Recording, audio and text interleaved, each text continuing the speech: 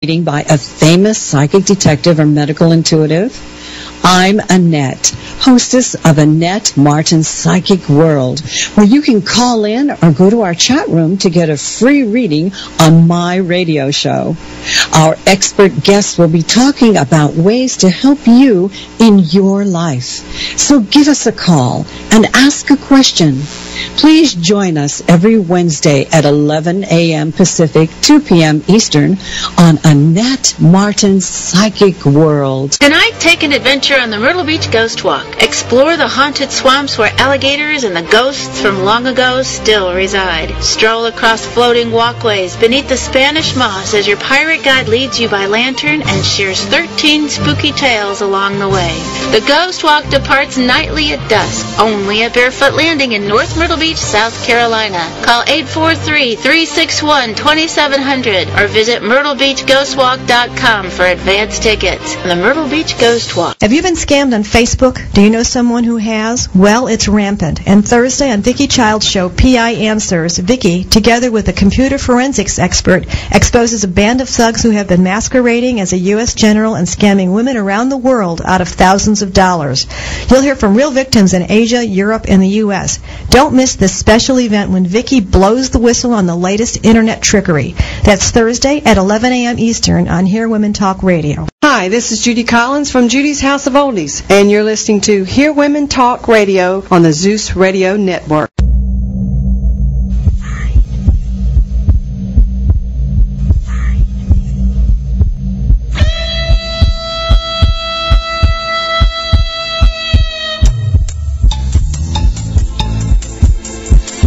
Police psychics, find me.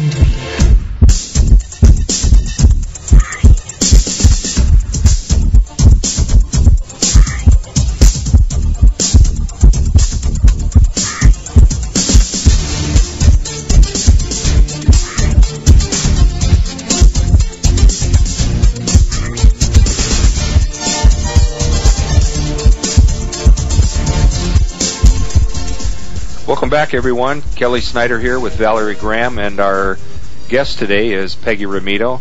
Valerie, you had yes, we had a question on the chat line. Yeah, and someone asked a very interesting question from our HearWomenTalk.com chat line, and they asked, when you to you, Peggy, why you thought a ghost or spirit would appear in clothing. Because you mentioned all these particular clothing that you had seen the spirit of your grandmother in. Is there a reason for that, or what is your opinion of that? I can think it's because that's what I saw. Okay. I opened, I walked out of the bedroom door and she was standing there. Yes. and she was standing there fully clothed, just like I remember her as a little girl going to church.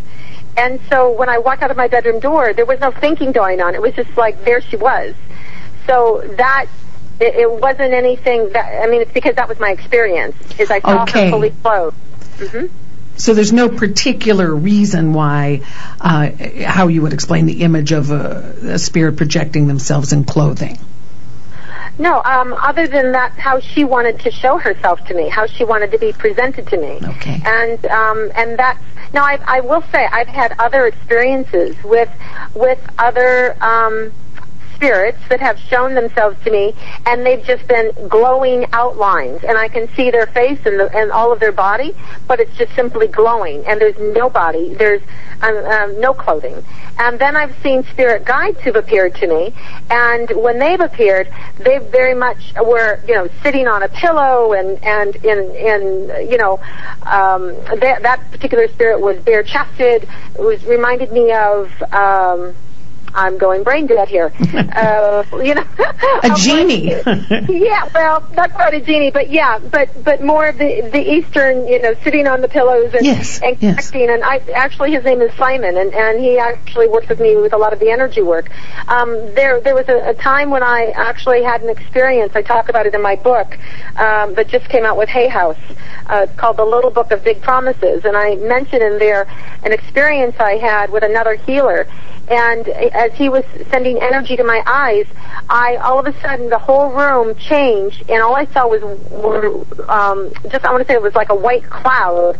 All the furnishings all apart, and then all of a sudden, all these physical beings started to take over where my friend David was sitting, started to go over his body, overlay his body, and each one came in for about 3 seconds, and it was black and white, and they were fully clothed, and one was a doctor, and one was, because he had a stethoscope around his neck. There was an angel. I saw it as Archangel Michael. It was a shield, and one was an Indian, one was an old wise woman. I mean, on. And then each one showed themselves to me about 3 times. And I was told that they were master teachers who helped me, and that I was never to ask for a name, that I was always just to ask from God, that whoever this person needed, that my job was to always never know what that person needs, and to only support them, and to ask God or the light to give me that information to provide. And so from that day forward, I've never really asked for a specific guide. I've always just asked for God to lead it. And but, to answer Kelly's question, he brought up, do I think that my brothers are behind this? Yes. Absolutely. I would say that their spirits are part of this connection that I share. But when I go to my medium channel, which is more like the right ear, when I receive information in that connection, when I'm working specifically on these cases, I'm connecting more with the person's personality who has left. And then when I connect over above the crown of my head, that's what I call like my main channel or my main source that I connect to, which to me encompasses all of our, the best part of ourselves, the highest part of ourselves. So we don't recognize always the essence of my brother in that, because, the bigotry's not there, none of those things are there. It's only the most purest part of the soul that I'm connecting with that I'm able to in this physical reality. And so balancing those two, along with feeling things, is how I kind of draw conclusions, which brings us back to that Lombardi case again, Kelly, huh? Yeah, yes. I wanted to talk about that because, again, it's the whole thing with energy, the whole thing where you're getting this information coming through, and the difference is the obvious thing. Almost all of the cases we work, the psychics are sitting at home, they're meditating at home or wherever they do this, and the difference I wanted to hear you say, because it certainly affected me, is the feeling you had, from all perspectives, everywhere you can think of when we were actually on the scene, that we did this, quasi reenactment of the murder that day. Yeah, it was, what's interesting is, for 7 or 8 years, I had never met Kelly. So can you imagine? I've been working for 8 years, have never met this man until this past May. And so it was really interesting to be invited to go out and to be part of this experiment to see what would happen. And so all the time I would sit down at my computer, I would receive information, I would send it in on a form, send it to Kelly, and that was kind of the process I went through, and did the best job that I could. And I always wanted to go to the crime scene or to the last place where the person might be, just to see if the read would be a little bit different. And I tell you, I was so startled, because when we pulled up, we were, we kind of stood back on the sidewalk, and they actually brought the victim's car and put it back in the driveway in the home where he was murdered. And he was actually killed in his car in his driveway. So that part they reenacted. And we were sitting across the street, and so all of the 3 of us psychics and Kelly all decided to walk up.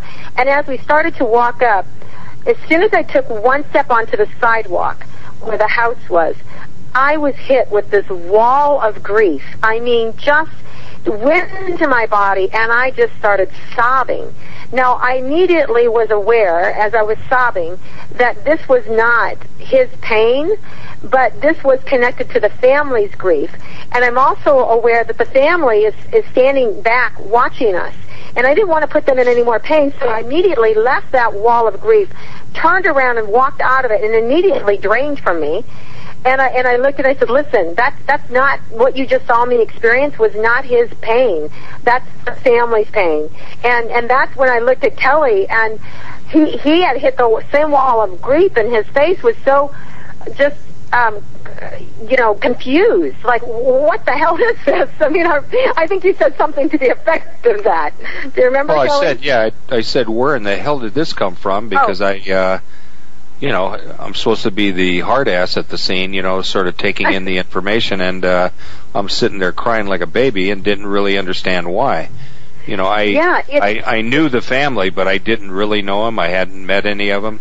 And so this came out of nowhere to you. Well, yeah, so I'm sitting there, doing what I'm doing, and I'm trying to get the information as the experiment is going on. Even though we're tape recording it, I still wanted to hear it, and see the facial reactions from Peggy and then the other two people that were there, which was Shelley Hale and Sonny Dawn Johnson, and then actually Chris Robinson was trying to do a long distance thing with us while he was in England, and quite frankly I forgot to ask him last week how that went. But anyway, Peggy, continue. Yeah, you're right. It was a wall of something.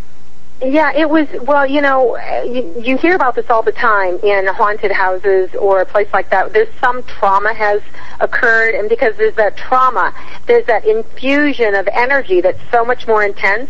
And when we're sitting at home, across the country, I live in Florida.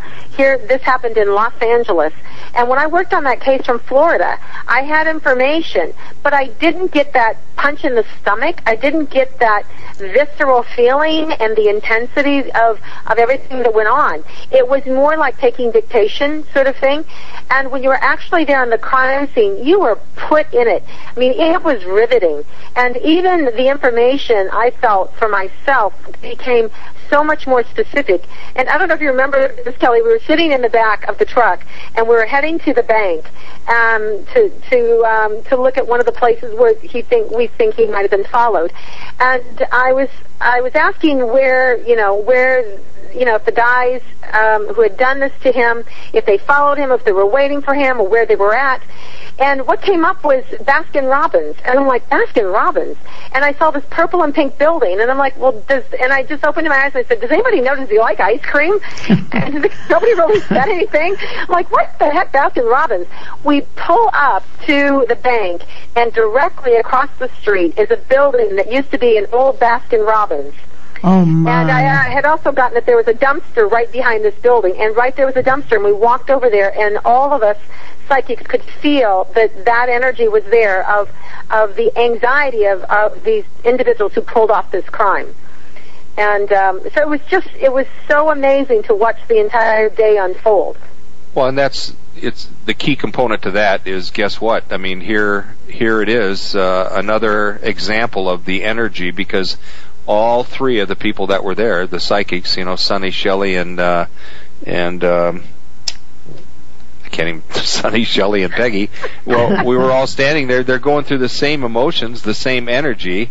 I didn't feel it as much at the second place, but certainly they did. And of course, that's their intuitiveness and their psychic's ability coming forward. But it was huge there too. I mean, I could see the same emotions from all three of you right there. One of our chatters said it's giving them goosebumps just hearing about this. Completely.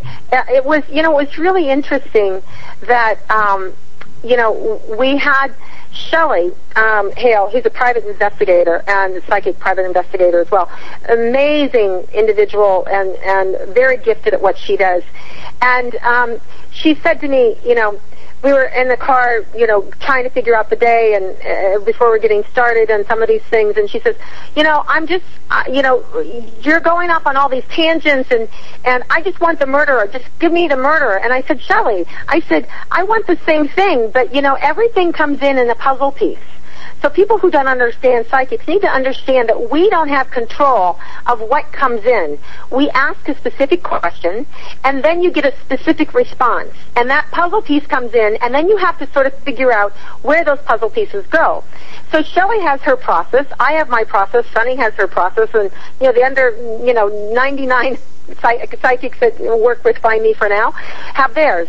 And Peggy, what I wanted to get to too is the key component that we keep gearing ourselves to is that collaboration with the psychics, because you're getting something, she's getting something. And we're going to jump into a break, and I feel the excitement here for the crescendo, but I did want to get the break out and then come back and wrap it up with everything that's going on emotionally with you guys when you're at the